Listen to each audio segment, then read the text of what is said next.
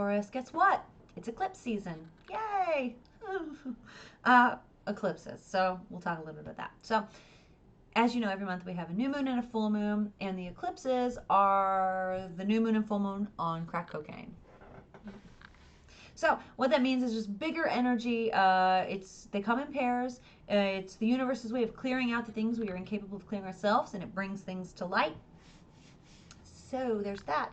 Also, it's like if you're feeling sickness or little twinges, it's got to go to the doctor because things come to light. When sometimes people who are ready to pass on, they move forward during these eclipses because there's some sort of feeling of like this portal opening up and it's easier to transition. So that's sort of there. It's a heavy crisis slash rejuvenating energy. The eclipses are. They're necessary and they happen. We'll have another set in August. So this is kind of just the beginning. But moving on, as I burp up my lunch, I'm trying not to edit my stuff as much. So then it's just like, well, honestly, it's because I'm lazy. Editing takes a lot of time, and I just want to get this out there. Tea. Okay, so let's talk about your personal eclipses. The full moon lunar eclipse is on February 10th, and it is in Leo, and it lands in your 4th house of home, foundation, the mother, all that fun stuff. And what this means, let's break it down step by step. Full moon, release. Eclipse, a lunar eclipse full moon means big release, like double universe clear out release. The universe is going to clear it out for you release. You know what I'm saying? And it's in Leo, so it's dramatic. It's a dramatic, big-ass release. And it's in your 4th house, what we just said. Home. Ha. What is it? What is the first thing that comes to my... It's like you could be moving, right? Big release. You could find out that your home just no longer suits your needs anymore. Or you could, I don't want to say evicted, but it's one of those things where you find out, like, we can't stay here anymore.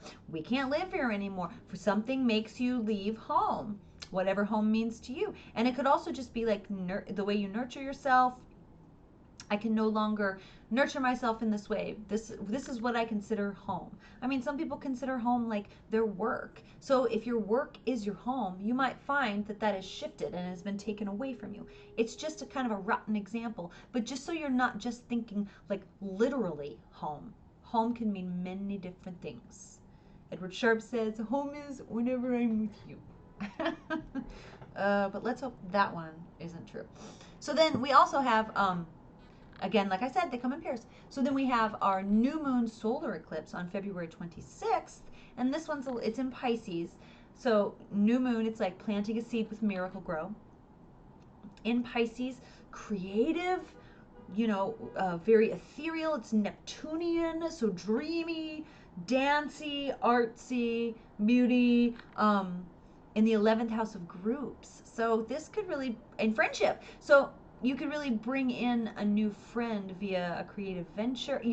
Someone might come to your life. You may all of a sudden be like, oh my God, this person has been in front of me the whole time, and they could become like a creative friend of mine. They could become a friend that I go to museums with, very Neptunian. A group, you could join a group that is a la Neptunian, a dance class, an art class, things like that. Like something will come into your consciousness that has to do with creativity and flow, water, Neptune, and groups. Ba-bam, right? Coming to light, right there. So that's kind of be around like February 26th.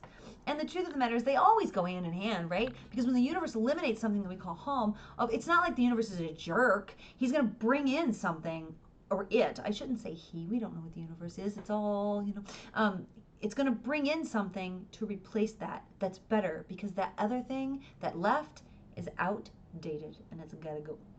So, also, sweet Venus, the goddess of love and beauty, self-worth, value, how we make our money, she's moving into Aries, which is the initiator, the me first, the drive, the spark, and Aries is ruled by Mars. So Venus is getting injected with Mars energy and Aries energy. What does that mean? Put it together, man. Mars is drive, action, war. So we're looking at the feminine, and that we're looking at justified angry feminine. What do you think's going on in the world? This stuff, it all just correlates. As above, so below. It's so relevant. That, but also it's like you're gonna feel saucier, sexier. I have on a bold lip because Venus is moving into Aries. It was an accident, but it works. No, it really does. But it's that kind of stuff. Like hot sex, quick hot sex, quick attraction. Good. It's a really good energy for feminine sexual energy. Yeah, take back the night. So, Taurans, let's take a peek at what the cards have in store for us this month. With all that kept in mind, we add on this layer. Ooh. All right, I don't know what you're fighting about. You're getting involved in a lot of arguments and discussions. Well, they're really just discussions, but heated discussions, aka arguments, where nobody wins, and it's sort of preventing you from really stepping into the work that you're supposed to be doing, which is you want to be having so much more fun. And I feel like it's all, oh wow, that's interesting. It's like childhood based energy, emotion, young emotion. This young emotion is being channeled into arguments where it really probably could be channeled into things that are a little more productive, a little more adult. You can never go home again. That's that full moon February 10th eclipse in your 4th house of home. You can never go home again. So there is a little bit of tumultuous energy in your 4th house, right? Fighting with, it's almost like a battle of like moving forward from that. Nostalgia is a silent killer.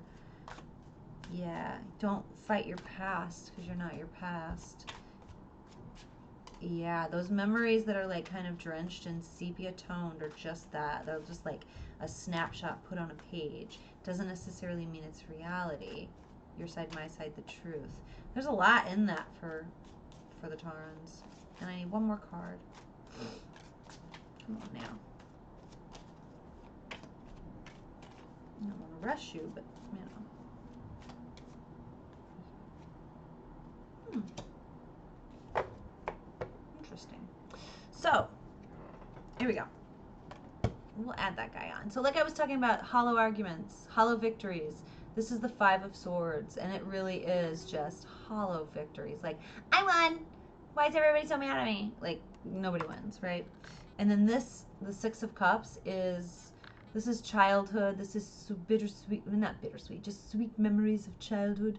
To me, this just yells nostalgia because, everyone's like, oh, we picture the past, I think, so much differently than how it actually happened. Like, as moments happen, we experience them, then we color code them with different layers of perception that we have for everything. But especially the past, the further we get from it,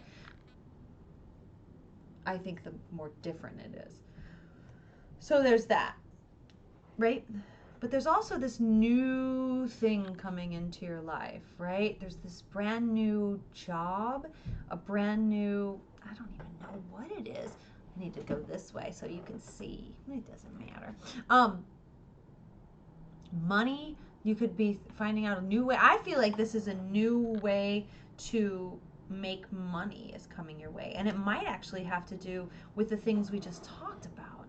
Something that has to do with nostalgia, but also like aids in communication. I don't know if it's a job or a product or a service, but it's something earthy. There's something about children here too. There's something about children. Nothing bad, but it's like, well, when I see these two cards together, it screams pregnancy to me because this is, this one is like brand new seed, and then there's children. So, sometimes it's like, oh, if you don't want to get pregnant, I would just be careful. You may have discussions around children too, as well.